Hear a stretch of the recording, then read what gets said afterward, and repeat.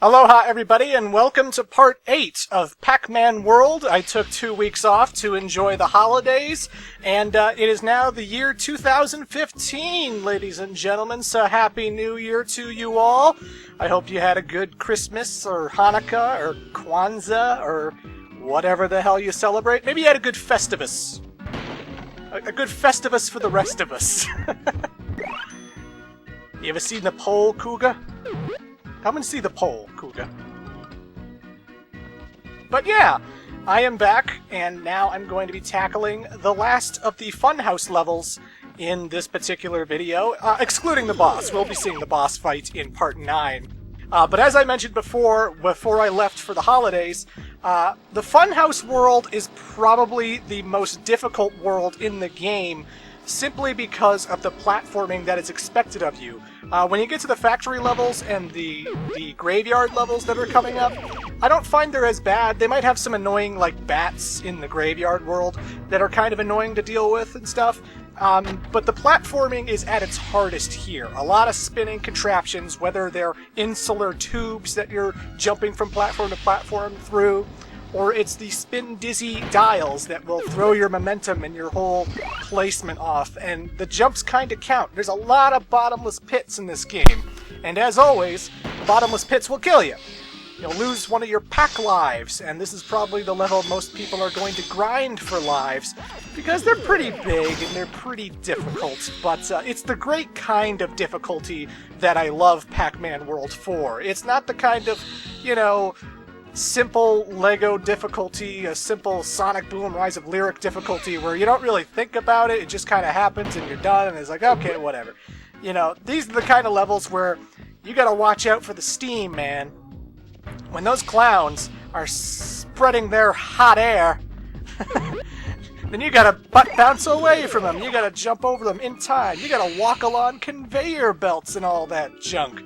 Dodge giant mallets, watch out for the bumper car assholes, hit switches to levitate elevators, and all that jazz that I love about platformers, you know? And it's very easy to die, you know? You only have 4 hits and you're killed. You always have this little looming risk that something could knock you into a pit, but not unfairly, not like bullshit, like, oh man, the level's clipped. I clipped through a platform or something.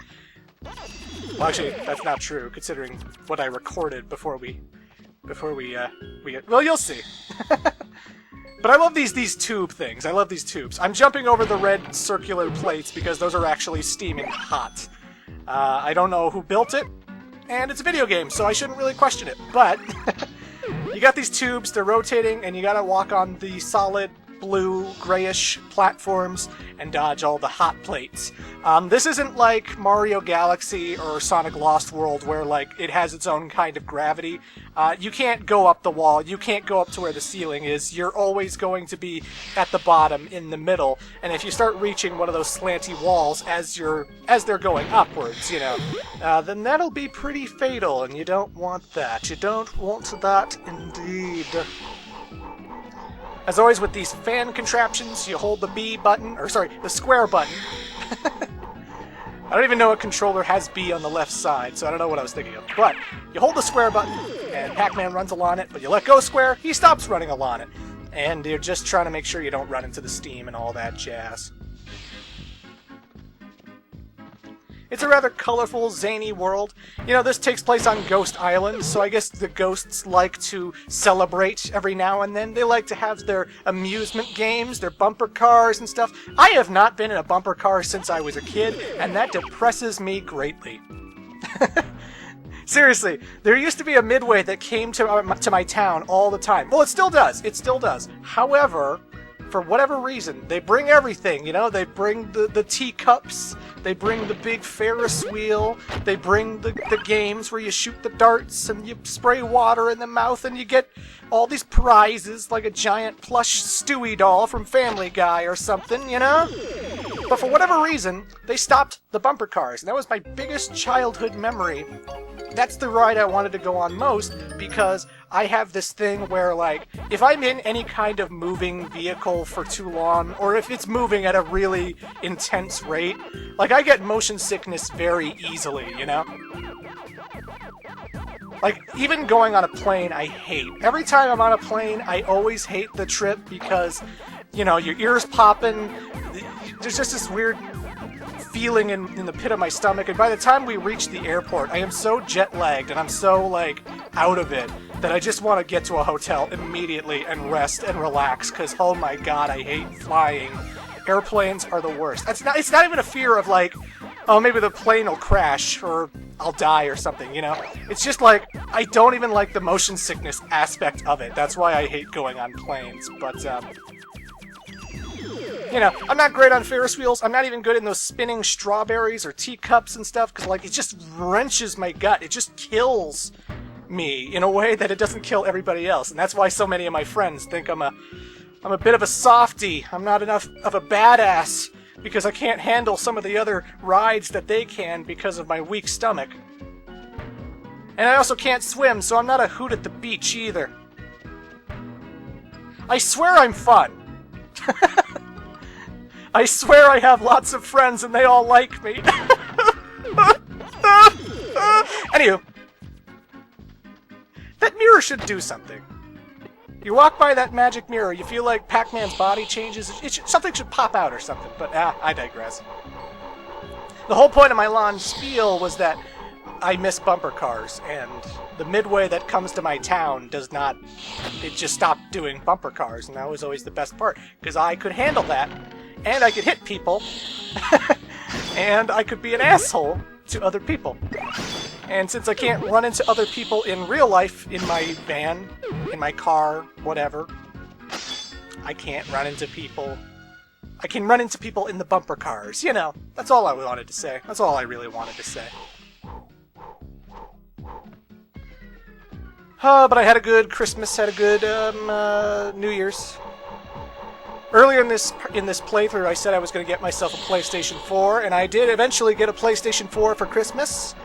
I wanted to play Dragon Age Inquisition pretty badly, and even though it's on Xbox 360, you know when you got a game that's on the newest generation of consoles, and then it's on the current generation of consoles, and you feel like there's going to be a quality disconnect, you know?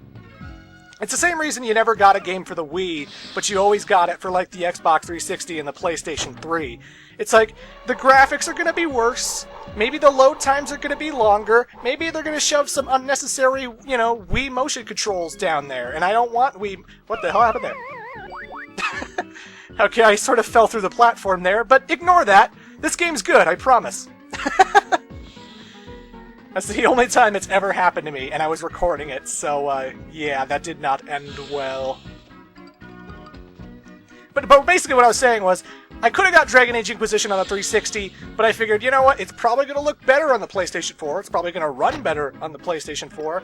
I gotta get the next generation of consoles now, you know, I don't have an Xbox One or a PlayStation 4, so I got myself a PlayStation 4 because Microsoft really didn't sell me on the Xbox One when it was first announced, and I consider that, you know, you have to pay for that. I'm not buying both consoles, you have to pay. I have to choose a side, as I did with the 360 last generation.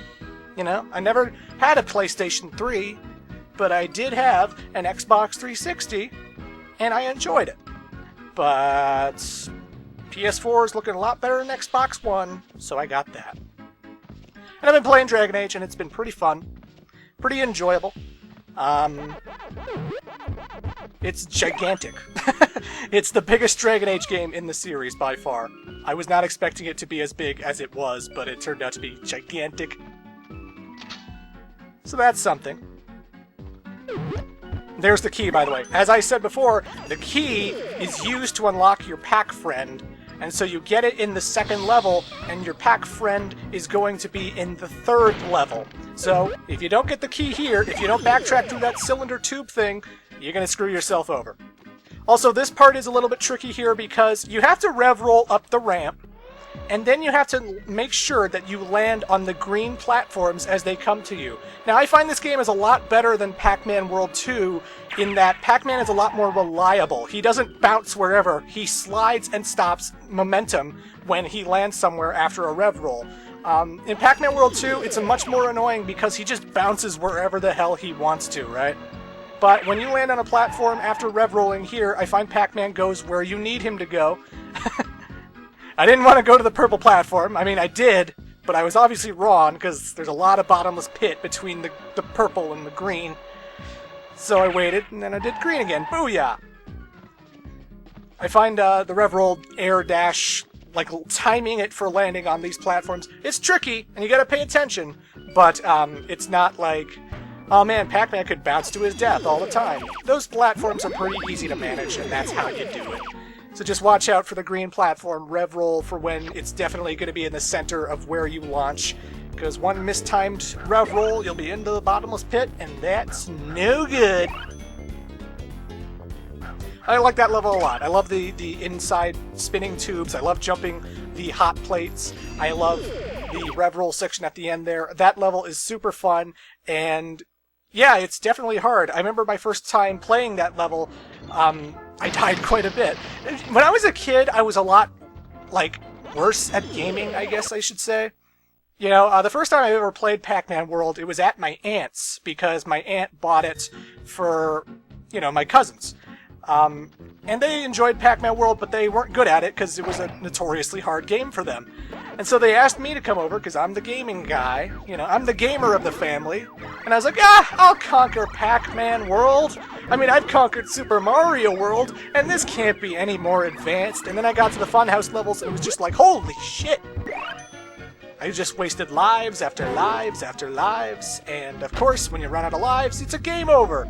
And then you have to load your old save, and that's never fun. But, then I got older and older, and I started playing more platformer. I played a hell of a lot of platformers, in the PlayStation 2, GameCube, Xbox era and stuff. And, I came back to Pac-Man World maybe 2 or 3 years ago when I found it again. It was in a bargain bin. And, yeah, I was still surprised at how hard it was for what kind of game it was, but I was shocked that I was so much better at it than I was as a kid. So I'll just say right now, as a kid, it's a very difficult game, and this level is by far the hardest, with all of its spinning platforms and its giant leaps of faith. Like, some of those spinning platforms are actually shaped like Pac-Man's head right there, so you could jump for it, and then just as you're coming up to it, the opening's there, and you land right into the opening and fall through and fall to your death, and that's never good, right? And of course, in order to get all of the Pac-Man letters, or all the doors, and all the fruit and stuff, sometimes you have to backtrack. Like, I picked up a cherry there, and now I have to go all the way back for this door to get the P. So, you know, it's not just a one-way trip sometimes. Sometimes you're going one way, and then you have to go all the way back that way just to get the door. So all of your jumps really have to count. Again, butt bouncing sends you much higher. Butt bounce will give you more air. Unless you're underneath a conveyor belt or something. That'll, like, stop you. You can jump on the balloons, but they will burst after a while if you stand on them too long. You can even butt bounce the balloons, and they don't pop. So you don't have to worry about that. If you're still looking for that butt bounce precision, apparently Pac-Man just does not pop balloons no matter how much he bounces on them. He just has to stand on it for a little bit, and then it'll bounce. Realistic? Probably not. But it's a video game, so shut the fuck up. you nitpicking nerds! But it's an enjoyable time. The hot plates are still dangerous here. Like, every time you see one of those red spinning, those red circle, like, blocks that are constantly changing from orange to red, don't touch them. They will burn you, and they will burn you big time. Keep an eye out for Pac-Man's drop shadow, because if you're heading to balloons, and if you're, like, on the very bottom of the platform, obviously, you'll jump, and then you'll be in front of the balloon instead of on it, and then you'll just fall to your death, and that's never good. But there is a good drop shadow with Pac-Man World, I find, and you just gotta be patient with it, you know? I don't know if the spinning platforms will make you nauseous. I don't know if the spinning platforms will make you go, oh, I can't watch this. This is so confusing. But it should be fine. And then when you got, like, these teddy bear swung, like, kind of caricatures popping up, a cannonball's probably gonna hit them. And generally, I find you can just keep running, and you're almost always just fast enough to dodge everything. But if you aren't running, and if you take your time with it, just keep in mind that there's going to be platforms that fall out. They're going to be a different color from the regular platforms. So, you know, watch out for that. And when you're running low on health, another thing you can do is you can eat the ghosts. Because the ghosts aren't just there to be nostalgic for ghosts from the arcade game. You eat ghosts, sometimes you get health for it. And the more hits you can take, the more you can keep going and not, you know, have to go back and have to go back and have to go back. Because this level's kind of tricky. But it's the fair kind of tricky. It's not the bullshit kind of tricky. I mean, yeah, the camera could pan out a little bit more, I guess. Maybe it could be from, like, behind Pac-Man, the camera, but, I think this is all pretty solid platforming. It's the kind of platforming that's super hard, but fair, you know? It's the kind of platforming that it looks easy to play, but when you actually play it, it's kind of like, oh, whoa, this is kind of tricky. With this area, you're on conveyor belts, and there are hammers constantly slamming down, and the hammers actually stun Pac-Man after they hit him. So you gotta be careful of that. Here's what I'm doing. The hammer doesn't take up the entire conveyor belt, so I'm jumping in place at the very end of it so that the conveyor belt doesn't push me towards where the hammer's slamming, and so I don't go too far. Like, what I find with the conveyor belts, just keep jump as long as you want to stay in place, you know? And you should be pretty fine to do so.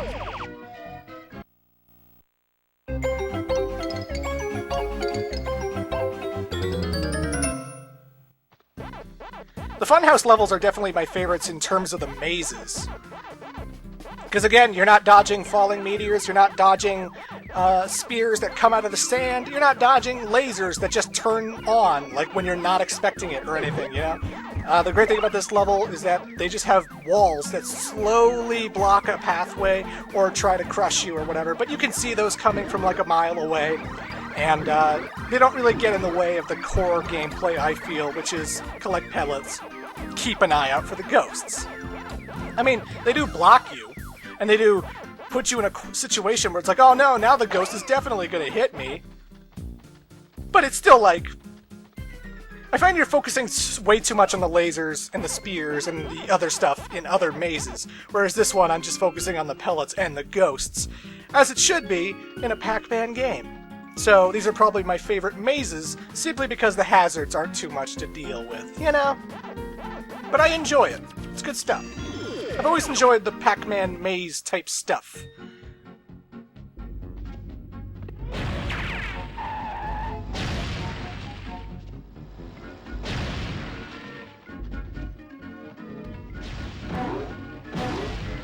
I could take the long way around and go through the conveyor belts, but I find jumping from here and then pushing down on the control pad actually gets you to the conveyor belts, and it's a lot quicker than going from the left, because it's longer. You have to spend more time waiting for the hammers to slam down, and it's a good thing Pac-Man can maneuver this 3D perspective. There's no invisible wall preventing him from going somewhere, like in some platformers. Like, you ever find that? You'll be playing a 2D platformer or you'll be playing a 3D platformer that goes into 2D, and then it sort of locks you off from going in certain directions.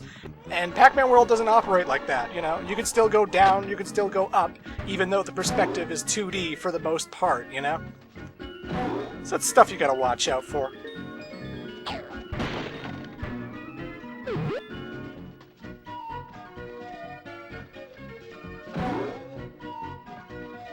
But yeah, I got myself a PlayStation 4. I've been playing Dragon Age. I got me a whole bunch of indie titles. I've been playing Rogue Legacy, this roguelike game where you play as a knight, and then you die, and then your ancestor takes over, and then you die, and then your ancestor takes over, and then you die, and then your ancestor takes over, and you're just trying to get through the end of this castle, defeat the 4 bosses, get to the final boss in the game. Really fun. You know, I'm not really a big roguelike type of guy, but Rogue Legacy I've been enjoying quite a bit, so I would recommend it. I played Octodad, Dadliest Catch.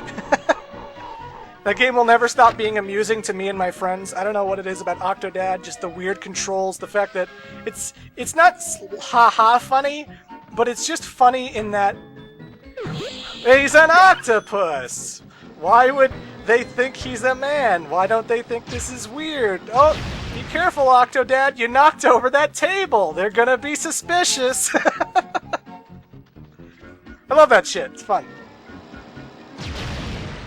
I also got Transistor, which is the sequel to Bastion. Well, not the sequel. It's made by the same people, but it's not exactly the same, but it's kind of the same because it's a top-down game. That's an action game, and it has kind of the narrator thing that was happening in Bastion. But I haven't really played Transistor yet because I bought all these games at once, and I'm still going through them.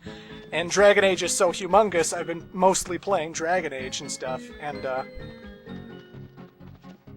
also on the Wii U, I got myself Shantae and the Pirate's Curse back in Christmas time, because the PlayStation Network was down, so I couldn't really download my Dragon Age Keep. And I refused to play Dragon Age until I had my Keep data, so that all of the stuff from Part 1 and Part 2 carried over, so that it was my authentic story, you know? So, I got myself Shantae and the Pirate's Curse for Wii U, and that one's pretty freaking great too!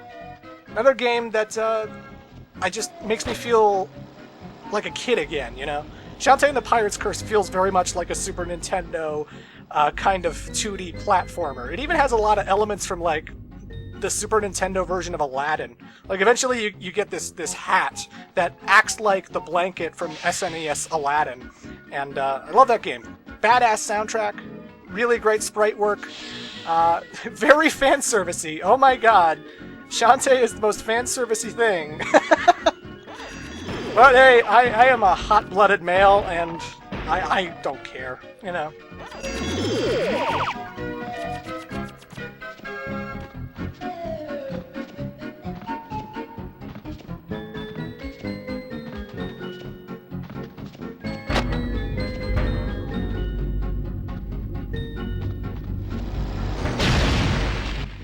The airplane clowns are by far the worst. And their damn Twisted Metal laugh, too. That friggin' Sweet Tooth ice cream truck. It's like, you have to, like, watch out, because if you try butt bouncing them when they're over a bottomless pit, you could find yourself falling down like I just did. And you can throw pack pellets at them, but the place is rotating, as you remember, and, like, you can only throw it at a downward angle, you can't throw it straight ahead, so it's not like a laser gun, it doesn't auto-aim on them, you know? So you gotta be careful where you throw the pack pellet, and I should be throwing the pack pellet because it's an easier way to kill them, but I figured, yeah, I'll try butt bouncing because that's what I do best. That's what I'm used to. I don't throw balls at people, I butt bounce them. You could take that sentence out of context all you want. I don't care. It's all good.